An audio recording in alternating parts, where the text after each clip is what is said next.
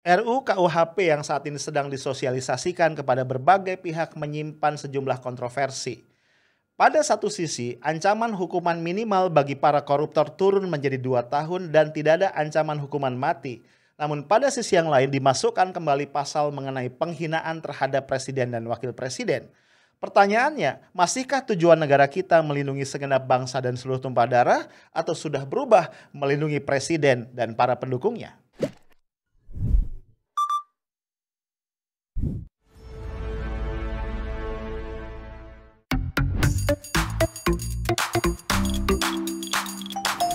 Halo guys, ketemu lagi kita. Ini Senin malam 7 Juni 2021 dan malam-malam kayak gini pasti kita nongkrongnya di Highlight ya.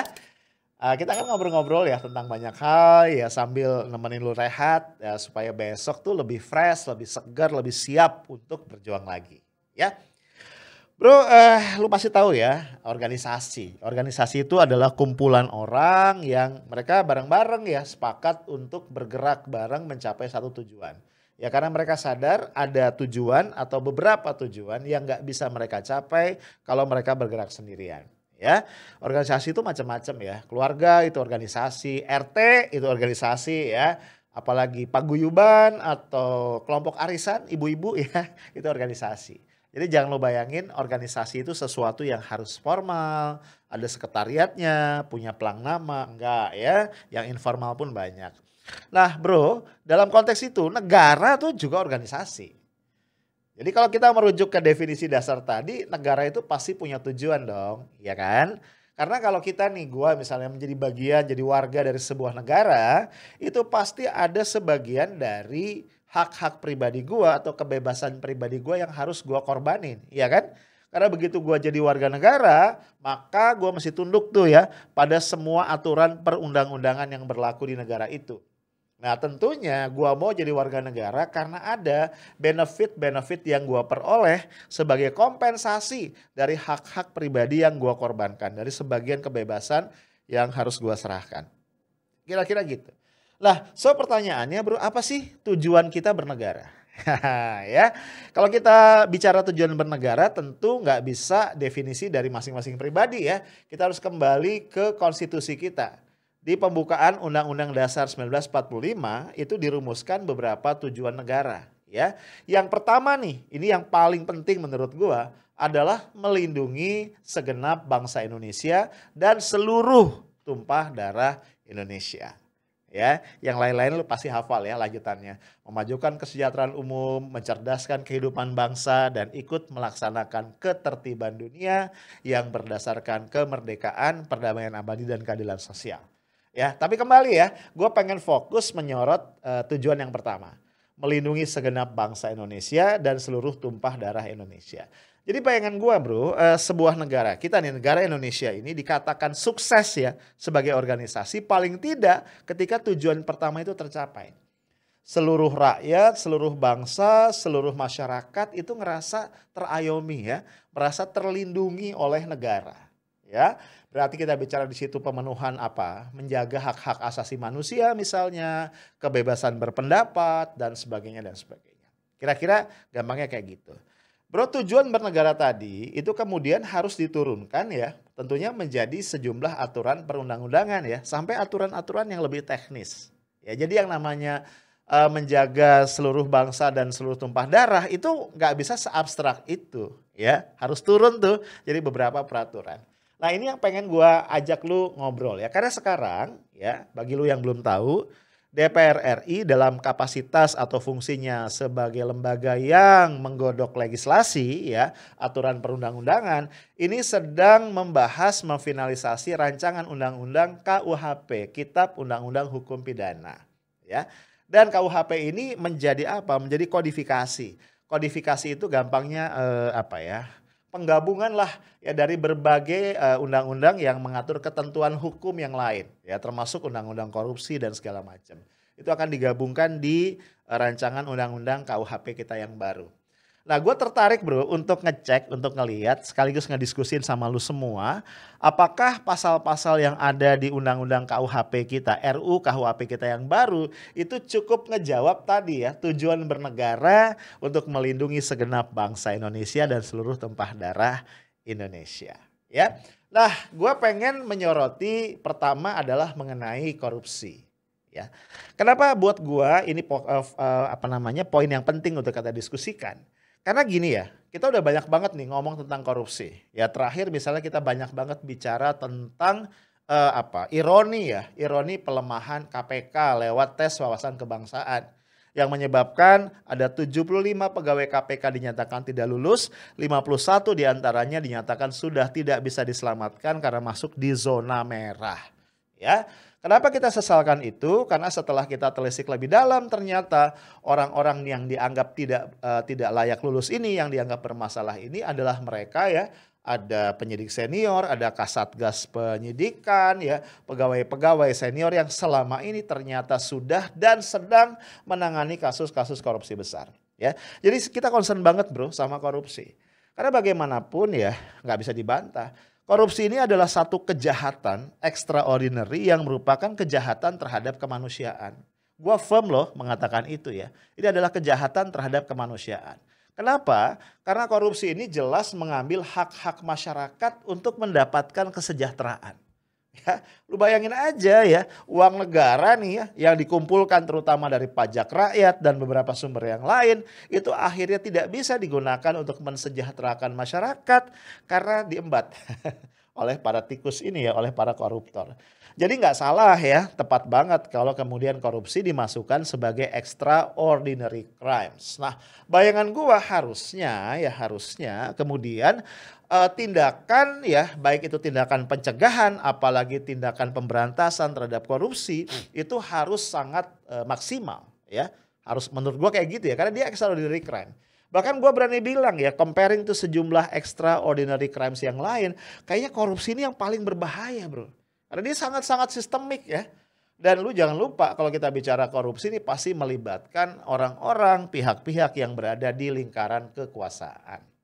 Nah jadi bayangan gue ya, singkatnya gini, kalau betul nih ya penguasa saat ini, pemerintah di bawah kepemimpinan Pak Jokowi serius ya untuk melaksanakan tujuan negara, harusnya ya ada komitmen untuk memberantas korupsi dengan jauh lebih kuat. Ya, apalagi kita ingat ya, ini gue puterin lagi nih, ada satu video lama nih, ya, ini jejak digital yang nggak bisa hilang. Ini adalah Pak Jokowi sebelum maju ya atau saat akan maju di Pilpres di periode pertama, ya, dalam satu wawancara, kalau nggak salah ini wawancara televisi ya. Pak Jokowi tegas mengatakan komitmennya terhadap pemberantasan korupsi dan penguatan KPK. Ya, kita lihat lagi ya sebentar videonya. Ya, ini masalah komitmen. Kalau kita berkomitmen, penguatan KPK itu harus real. Penguatan KPK ini harus real. Seperti apa? Ya, tambah anggarannya. Kalau perlu hitungan kami, kalau ekonomi ini bisa tumbuh di atas 7 bisa 10 kali lipat. Apakah itu tambah. Kemudian penyidiknya juga tambah. Kurangan berapa? 1000 penyidik, tambah 1000 penyidik. Ya, memang harus tegas. Kalau kita mau serius ya harus seperti itu. Jangan semu ragu dan basa-basi gitu. Harus tegas. Nah, bro, tentu saja salah satu aspek penting dari pemberantasan korupsi adalah penegakan hukum kan.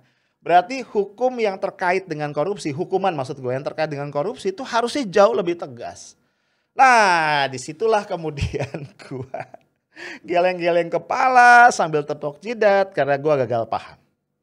Kenapa? Karena dalam rancangan undang-undang KUHP yang baru ya justru terdapat penurunan ya. Jadi lebih ringan nih ya hukuman yang diancamkan ya terhadap terpidana koruptor ya. Kalau sebelumnya di undang-undang korupsi yang berlaku saat ini ya hukuman minimal bagi tindak pidana korupsi itu adalah 4 tahun. Ya bisa sampai 20 tahun. Bahkan juga dalam kondisi tertentu misalnya orang melakukan korupsi ya dalam situasi bencana misalnya itu masih ada pasal yang memungkinkan dijatuhkannya hukuman mati. Nah bro, di rancangan kitab undang-undang hukum pidana yang baru gak gitu ceritanya. Ya lu bayangin aja ya. hukuman minimalnya itu turun loh. Ya kalau tadi 4 tahun sekarang turun menjadi 2 tahun. Lu bayangin ya. Kacau kan ya. Dan ini yang menarik. Menarik kok sambil bilang menarik itu miris ya. Ternyata ancaman hukuman mati bagi koruptor itu udah nggak ada bro. Ya dihapus, hilang. Ya di rancangan Undang-Undang Hukum Pidana yang baru, Kitab di rancangan Undang-Undang KUHP, Kitab Undang-Undang Hukum Pidana yang baru, nggak ada tuh, ya ancaman hukuman mati bagi para koruptor. Udahlah tadi ya hukuman minimalnya diturunkan, kemudian juga ancaman hukuman mati, death penalty ini hilang. Jadi wajar ya kalau kita sebagai orang awam bertanya-tanya, kan ini yang mengajukan rancangan undang-undang kan pemerintah ya. Jadi undang-undang itu kan dibuat bersama oleh pemerintah dengan bersama-sama dengan DPR. Itu komitmen Pak Jokowi yang tadi tuh ya. Ini Jokowi yang mana ya? Yang berapi-api mengatakan ya semangat dia untuk memberantas korupsi ini mana gitu. Ya karena tadi ya hukuman yang ada sekarang aja ya lu bayangin ya. Dengan hukuman minimal tadi 4 tahun aja itu banyak banget kasus-kasus korupsi yang dihukumnya tuh ringan gitu loh bro. Ya belum nanti ketika berkelakuan baik dipotong ya kan. Setelah 2/3 masa tahanan dilewatkan dijalani bisa bebas. Iya kan gitu-gitu kan. Ada remisi nanti 17 Agustus atau pas apa gitu kan. Kalau gua nggak salah kayak gitu. Nikmat bener ya. Belum lagi beredar ya. Gua pernah lihat beberapa investigasi lah. Ya Najwa Shihab segala macam. Ternyata para koruptor itu narapidana tindak pidana korupsi itu ketika menempati sel-sel penjara itu gua nggak tahu gimana itu bisa membeli kemewahan ya. Sel penjaranya jauh lebih nyaman ya ketimbang sel penjara untuk terpidana kasus-kasus yang lain. Nah sekarang mau diturunin lagi. Aduh ancaman hukuman minimalnya turun dan tadi nggak ada hukuman mati. Nah sebagai informasi guys ya di rancangan tadi KUHP kita itu tindakan-tindakan kriminal ya yang bisa diancam pidana mati itu pertama adalah pelaku makar terhadap presiden atau wakil presiden. Yang kedua pelaku makar terhadap NKRI. Kemudian pengkhianat di kala perang, pelaku pembunuhan berencana, perampokan yang menyebabkan korban tewas, pembajakan pesawat terbang yang mengakibatkan korban tewas atau pesawat hancur, pelaku genosida, pelaku kejahatan HAM, teroris dan pelaku narkotika. Ya, gue tidak menyebut atau gue tidak dalam pretensi mengatakan 10 kejahatan ini kejahatan ringan sehingga hukuman mati nggak layak. Menurut gue layak ya hukuman mati diberikan pada jenis-jenis kejahatan ini. Cuman maksud gue kenapa korupsi nggak ada? Ya, karena kalau kita bicara kerusakannya dahsyat bro, luas banget. Apalagi kalau itu masuk dalam jenis korupsi kebijakan.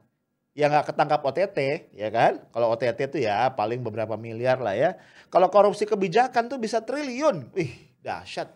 Dan rusak itu satu negara. Gak bisa dihukum mati. Waduh ya. Sedih aja gua kalau besok-besok kita dengar hakim memutus ya memvonis koruptor itu 2 tahun misalnya ya. Ini aja kan kita udah geleng-geleng ya. Gimana JPU dari kasus Habib Rizik Shihab ya dalam kasus tes swab Rumah Sakit Umi itu menjatuhkan tuntutan 6 tahun. Ya bukan menjatuhkan, memberikan tuntutan 6 tahun. Sementara JPU di kasus Joko Chandra ini koruptor kakap yang menyuap aparat keamanan itu hanya dituntut 4 tahun. Aduh kacau ini negara ya, pusing gua. Nah poin gue adalah, gue ingin menggugat nih, apakah rancangan undang-undang KUHP kita yang baru ini menjawab tadi tujuan bernegara yaitu melindungi segenap bangsa Indonesia dan seluruh tumpah darah Indonesia. Karena dari point of view gue, gak terlihat upaya menjaga, menyelamatkan bangsa dan tumpah darah kita ini dari digerogoti oleh korupsi, ya, penggerogotan oleh korupsi. Itu gak kelihatan itu, spirit itu gak kelihatan. Bayangan gue kan harusnya diperberat. Ya, ada pemberatan, ada peningkatan ya kualitas dari hukuman supaya efek jera itu meningkat. Ya, on the other hand, bro, ada lagi hal yang buat gue tambah mengecewakan. Karena tadi ya, ketika tadi ancaman hukuman korupsi diringankan, menurut gue akhirnya hak-hak rakyat ya untuk disejahterakan ini seperti diabaikan. On the other hand, bro. Ternyata ya di rancangan RUU KUHP kita itu ada kalau nggak salah pasal 238 mengenai ancaman hukuman ya 3,5 tahun maksimal kepada mereka yang dianggap menghina atau merendahkan martabat presiden dan wakil presiden.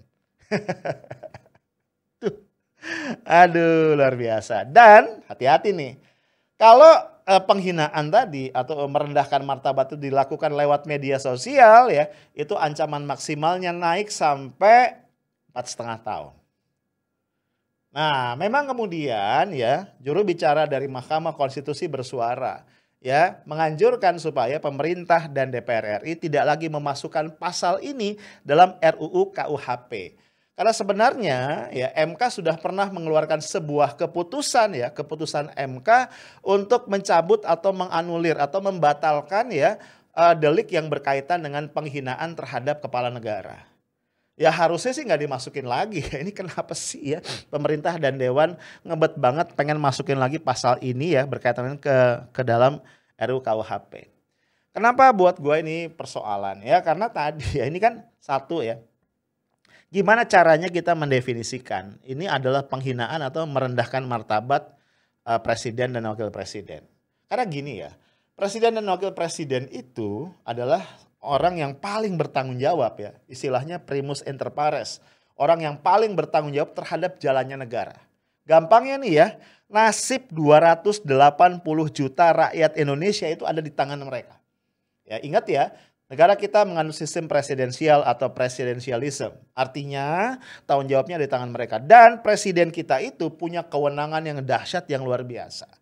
Harusnya kan yang namanya kewenangan atau otoritas berbanding lurus dengan tanggung jawab. Ya presiden setiap saat harus bisa dimintai pertanggungjawaban langsung oleh rakyat. Mungkin ada yang bilang, iya bang tapi kan harusnya lewat Dewan Perwakilan Rakyat atau lewat MPR. Enggak juga. Ya kita tahulah ya kualitas para wakil kita. Karena bagaimanapun presiden kita itu dipilih bukan oleh DPR, bukan oleh MPR, tapi oleh rakyat. Jadi kebayang aja nih misalnya ketika ada rakyat yang tidak puas, kemudian mencuit di Twitter atau ngomong di Facebook atau ngomong di satu forum, alangkah naifnya, alangkah sedihnya, alangkah ironisnya ya kita sebagai negara demokrasi, kalau itu dengan mudah kemudian dianggap sebagai penghinaan atau merendahkan martabat dari presiden dan wakil presiden. Ya. Gua cuma mikir nih orang-orang luar negeri akan ketawa ketiwi ya ini negara demokrasi apaan gitu. Nah memang ya kalau kita lihat di dalam RUU KUHP tadi dikatakan ya delik mengenai penghinaan dan merendahkan martabat presiden dan wakil presiden ini merupakan delik aduan ya bukan delik biasa. Jadi artinya pihak penegak hukum hanya akan memproses ya pasal ini. Pelanggarannya kalau apa? Kalau pihak yang merasa dihina atau direndahkan which is adalah presiden dan wakil presiden melaporkannya kepada aparat keamanan. Jadi kalau presidennya santuy aja, tidak ngerasa dihina, ya nggak akan ada kasus gitu ya. Nah cuma problemnya menurut gua setidaknya ada dua atau tiga. 2 poin lah setidaknya. Satu, ini kan jadi subjektif ya. Apa jaminannya bro Indonesia akan punya presiden yang santuy? Presiden yang santuy, yang lapang dada gitu kan ya. Yang rendah hati, yang tidak baperan. Ya ayo, emang ada jaminan?